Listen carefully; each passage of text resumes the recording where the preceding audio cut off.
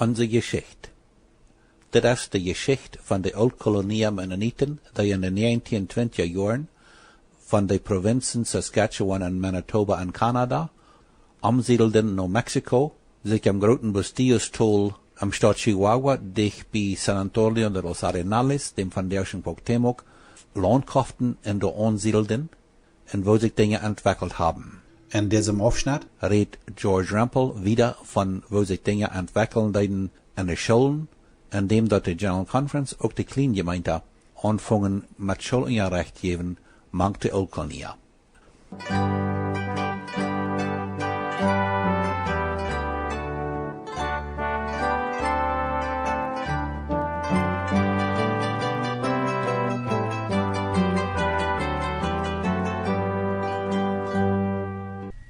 Aquí llegamos de vuelta, otra vez labura en el trigo. Wir kommen mit unserer Geschichte Nummer 54. Ditmal will wir noch der Meier von der Auljemeene Konferez ihre Arbeit in Chihuahua vertalen und von was diese Arbeit dort beigetragen hat, dort immer noch mehr oldkolonische und kleingemeindliche Eltern ihre Kinder bessere Schulbildung geben können und was dadurch in unserer Geschichte alle geändert hat. Wir haben letztes Mal noch gerade davon vertelt, dass die Käsefabriken vor etliche Jahren nicht die oldkolonische, von der Gemeinde ausgeschlossene Kolonisten auf der Manitoba-Kolonie in Chihuahua ihre Milch aufgeben durften und dass die Brandvorsteher nicht ihre Sachen an die Kolonisten ihre Vierversicherung einschreiben durften. Die meisten von uns Oldkolonien weiten dort gar nicht, dass das mal so gewesen ist. Und Krieg durchwehen, wie so eine wichtige Sachen so leicht an Vergetenheit geraten, ist das nötig und wichtig, dass wir von dieser damaligen Umstand Wort vertalen. Denn das ist allertop so sehr an Vergetenheit geraten, dass die meisten von unseren Menschen sich dort gar nicht vorstellen können, was viele Eltern dort damals gekostet hat, dass sich Sachen in unserer Geschichte ändern können. Dass mit der Zeit alles so werden kann, als das von der ist. In der Konferenzschule schickten jeder Jahr immer noch mehr Oldkolonien ihre Kinder. Die Schülerzahl nimmt so bei sich zu, dass es all 1966 nötig wird, eine zweiräumige Schule zu bauen. Als diese Schule fertig war, dann konnte die einräumige Schule, wo 1963 all darauf groß genug gebaut worden war, dass da binnen genug Raum sein soll für gottesdienstliche Versammlungen, von dort an als Kirchengebiet dienen. Von diesem ersten Konferenz-Schulgebiet wohnt dieses Lied von 1966 an als Kirche dient, als ein Bild auf den 239 zu sehen an dem geschichtlichen Bilderbuch 75 Jahre Mennoniten in Mexiko. Für so eine Eltern, wo in Kronstadt Nummer 27 wohnten, und ihre Kinder auch an der Schule schickten, gibt dort jeder Tag sehr weit zu fahren, ihre Kinder nach der Schule hin und zurück nach Hause zu führen. Das für diese Familien leichter zu merken, fangen die Konferenzschullehrer 1972 auch am Dorf Kronstadt an Schule zu haben. Das verursacht aber sehr großen Aufruhr. Nicht nur manche oldkolonische Dorfsbewohner in Kronstadt, in den Oberdörfer, aber auch manche oldkolonische Gemeindeglieder in der ganzen Kolonie.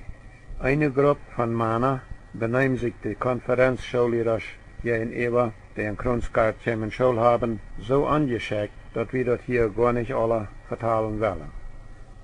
Und die oldkolonische Vorsteher versuchten, mit Aaron Redekopf von Cuauhtémoc bei der Chihuahua-Regierung Halt zu kriegen, diese Schule in Kronstadt zu merken. Der Chihuahua-Gouverneur laut die oldkolonische Vorsteher und die Vertreter von der Konferenzschule an nach Chihuahua in sein Büro oder in sein Office zu kommen. Die eingeladenen Männer kamen am bestimmten Tag alle für den Chihuahua-Gouverneur. Und die Vorsteher hatten noch einen Mann mit einem freiwilligen Charakter mitgebracht, wo er für ihn reden soll. Der Gouverneur lässt sich von beiden Seiten vertalen, wo sie diese Sache sagen. Und als er bei der Verhandlung von dieser ganzen Schulsache dahin kam, was es sich hier eigentlich handelt, dann stellt er sich auf die die Lied ziet, wat zich beneden Kinder beter en rechter leren te laten. Hij zei de voorsteher am eind van zijn verhandeling ungefähr so. De Mennoniten Schulvrijheden in Mexiko zijn niet bloß voor jou. Die zijn voor alle Mennoniten. Deze school blijft open. Al voor dat schooljaar 1963-64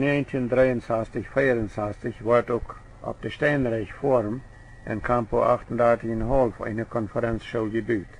Am Anfang kwamen door maar wenige Eltern Kinder in deze school. In de Noordkolonie, Oudkolonie, gemeente bestraft zo'n Eltern ook met een uitschluss, wat Kinder in deze school schickten.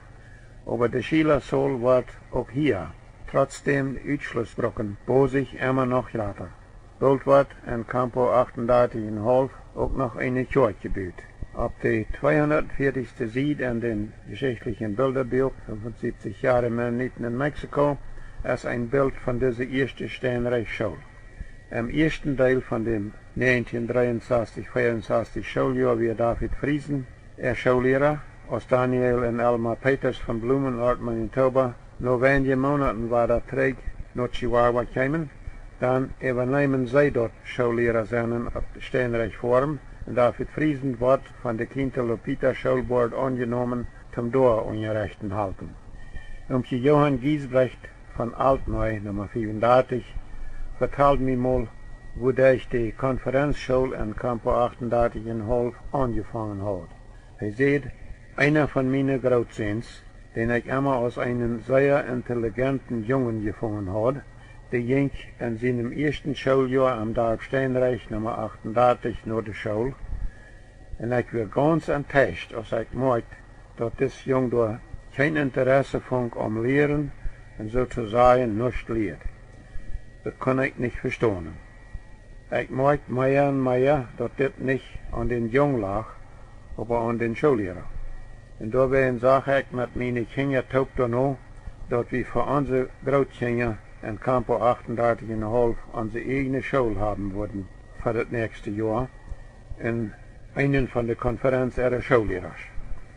Im Jahr 1978 war auch in Borvalde, Nummer 107, ein Gebiet gebaut, wo binnen de ersten Jahren am Schultag oder am Schuldeel Schulunterricht gegeben wird und am Sonntag gottesdienstliche Versammlungen stattfinden. Auf der 240. Seite in dem geschichtlichen Bilderbuch, 75 Jahre Mennoniten in Mexiko, ist ein Bild von diesem Gebiet. But 1966 wurden in Chihuahua in der Konferenz schon bloß Primarklassen unterrichtet, aber von 1967 an gibt es da auch Sekundarklassen. Auf der 239 steht in dem Bilderbuch, 75 Jahre Mennoniten in Mexiko, ist ein Bild, das weist, dass 1971 als 27 Schüler in der Konferenz in Sekundarklassen unterrichtet worden sind. Und ein anderes Bild weist, dass in der Kintelopita-Schule 1971 am Ganzen all über 120 Schulkinder unterrichtet gekriegt haben. Und zwar in beiden Sprachen, Deutsch und Spanisch. Die Konferenz hat gegründet auf der Manitoba-Kolonie in Chihuahua ein neues Dorf. Wobei die oldkolonischen Gemeindeglieder wird dort in Mexiko streng verboten, an irgendeinem anderen Mensch als an Oldkolonie von dem Koloniesland zu verkaufen. Das macht dort meist unmöglich für so eine Lied, die zu der Konferenzgemeinden gehören, auch einmal ein Flexje Land kaufen zu können für eine Büsteed. Einmal hat ein junger Mann, wenn er all in der Konferenzgemeinde gedeiht worden war, dort überdacht vorgebracht, von wem ein Flexje Land für eine Büsteed zu kaufen. Aber dort verursacht sehr viel Konflikt, so dass das Handel am Friedwegen rückgängig gemacht wird. Aber als da erst so viele junge Leute wären, wo all durch die Konferenzgemeindenglieder geworden wären, und da wir auch nicht können irgendwo auf mennonitische Kolonien Land kaufen für Büsteeden, dann können wir einmal doch ein uitgeschlossener Mann einen sehr großen Kegel von wem kaufen, wo er an den asphaltierten Hochweg regt, der von Cuauhtémoc nach Rubio geht. Des Mann leidt ein großes Port von diesem großen Körper an Büstäden anmeten und verkauft nicht mal, aber auch an so eine Lied, die erst nur nicht Büstäden kaufen können. Diese Lied rennen auf diesem Körper in einzig Ort näher Dorf. Ein Dorf von bloß Büstäden. Ein Dorf, wo die Kriegsgassen so sind, als die ein Städter sind. Der Name für diesen Dorf ist Blumenau. Und das ist das einzige Dorf auf der Manitoba-Kolonie, was nicht eine Dorfsnummer hat.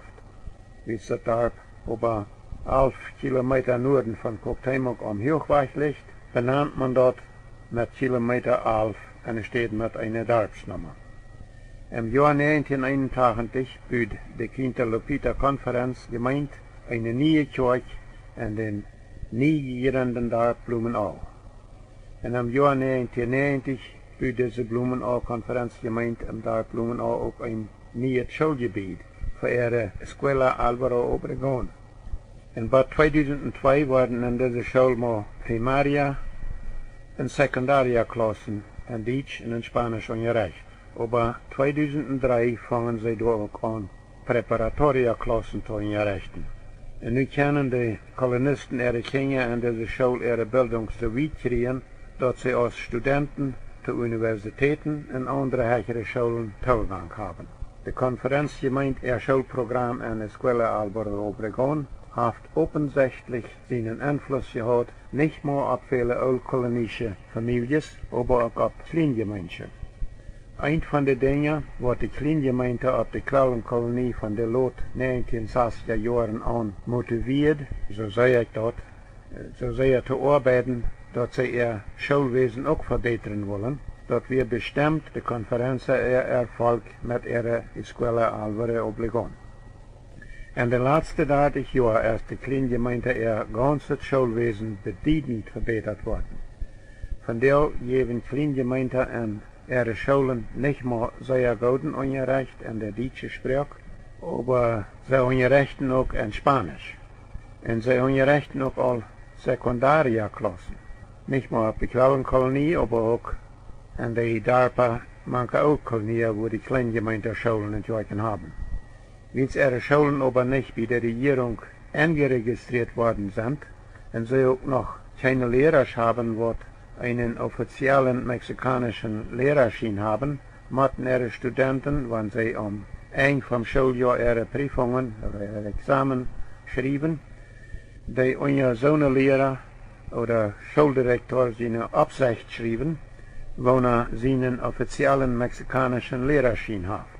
In der Tatsache, dass Kleingemeinde Sekundarschüler ihre Prüfungen oder ihre Examen unter dem Direktor von der Konferenz ihre Escuela Álvaro Obregón schrieben dürfen, dass das Beweis dafür, dass kleingemeindliche Schulen einigermaßen gut mit Konferenzschulen Taubarbeiten gelehrt haben. Die vielen altkolonische Kolonisten ihr Streben in Chihuahua nach einem besseren Schulwesen für ihre Kinder über die letzten 50 Jahre hat offensichtlich seinen Einfluss gehabt auf alle Kolonisten. Dann die Tatsache, dass die Altkolonien in Mexiko nu auch all einige Jahre daran arbeiten, ihr Schulwesen zu verbessern, dass sie auch all hier und da anfangen wird, in ihre Landessprache zu unterrichten, besonders in ihre Obenschulklassen für die Jugend, dort lässt einem hoffen, dass auch ihr Schulwesen mit der Zeit genug verbessert worden wird, dass all ihre Schulkinder so unterrichtet werden können, dass sie richtig für ihr Leben in dieser Welt reit werden können, auch dann, wenn immer noch mehr von an waren, andere Arbeit finden müssen als vorher. Was wie 2004 durch den kurzen Nachrichtenblatt aus Mexiko alle Herren von der Altkolonie ihrem Reitmerken zum besseren Schulunterricht geben können, dort redet von Eltern ihrem starken Bewusstsein, dass Kinder eine gute Schulbildung fehlt in unserer Zeit.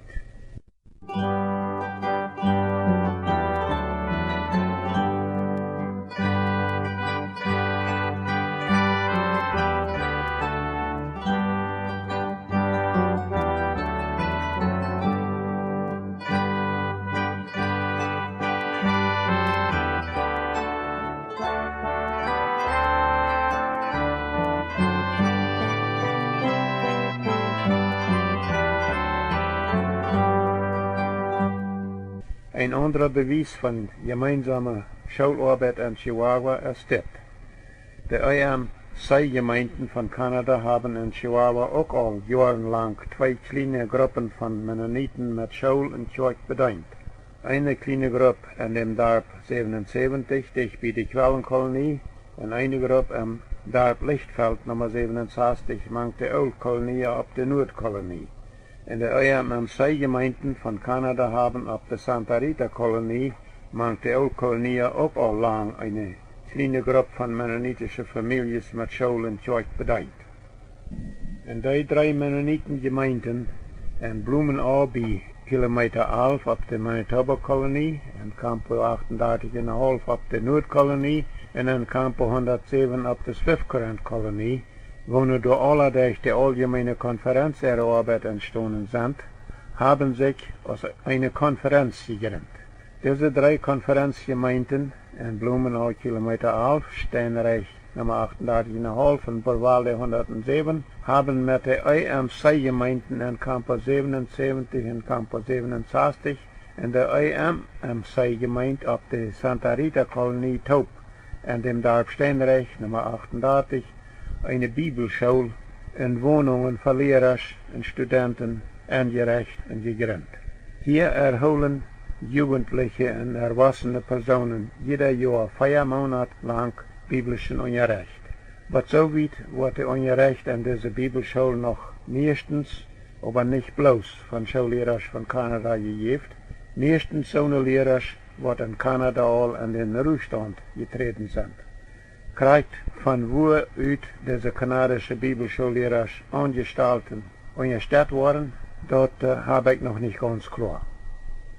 Vor vielen Jahren trug die Auljemeene Konferenz ein sehr großes Part von der Konferenzarbeit ankosten in Chihuahua. Aber nach vielen Jahren trug die Konferenz sich sozusagen ganz träge von ihrer Arbeit in Chihuahua. Von dort an mussten die Konferenzgemeinden in Blumenau, Steinreich und Borvalde ihre eigenen Pastoren und Schullehrer anstellen und einen Fall betonen. Vor vielen Jahren wird mit der Konferenzarbeit in Chihuahua immer so, dass immer sehr viel von so einer Familien, die an der Konferenzschulen und an der Konferenzgemeinden einen guten Anfang gemerkt haben, und wo sich scheinen bereit zu werden, zu mitarbeiten in Schule und Gemeinde, dann aber doch mit einmal nach Kanada, meistens nach Südontario trocken. Und wie sie IMC-Gemeinden 1965 in der Elmer, Ontario gegend, manch die von Mexiko gekommene Oldkolonie auch mit gottesdienstlichen Versammlungen angefangen haben, wurden diese Familien da meistens Part von der IMC-Kirche, so dass die Auljemeene Konferenz ihre Verarbeit in Chihuahua in vielen Fällen ein großer Gewinn wird für die IMC-Konferenz ihre Arbeit in Ontario. Wir wollen noch mal viel mehr vertalen von der IMC-Konferenz ihre Arbeit in Ontario. Aber nun wollen wir erst mal was vertalen von der oldkolonischen Siedlung, die Nuevo Ideal Durango, von einer von den 3 oldkolonischen Mutterkolonien in Mexiko. Von dort fort von unseren Vorfahren wird 1924 bis 1927 von der Hague Reserve in Saskatchewan nach Patos Durango trok und dort in dem großen Guatemala-Toll ansiedelt. Als diese Mutterkolonie in dem Staat Durango 1924 gegründet wird, dann heißt nutzt das Stadtje in Durango noch Patos, nicht Nuevo Ideal, so ist diese Stadt von der Welt. Wir brechen hier für das Mal weiter auf. Nächstes Mal fangen wir an von der Durango Oldkolonie bei Patos oder bei Nuevo Ideal in Durango, Mexiko, und von den ihre Tochterkolonien in Zacatecas, Campeche und Ost-Paraguay zu vertalen. Aber nächstes Mal. Ich bin George Bronco.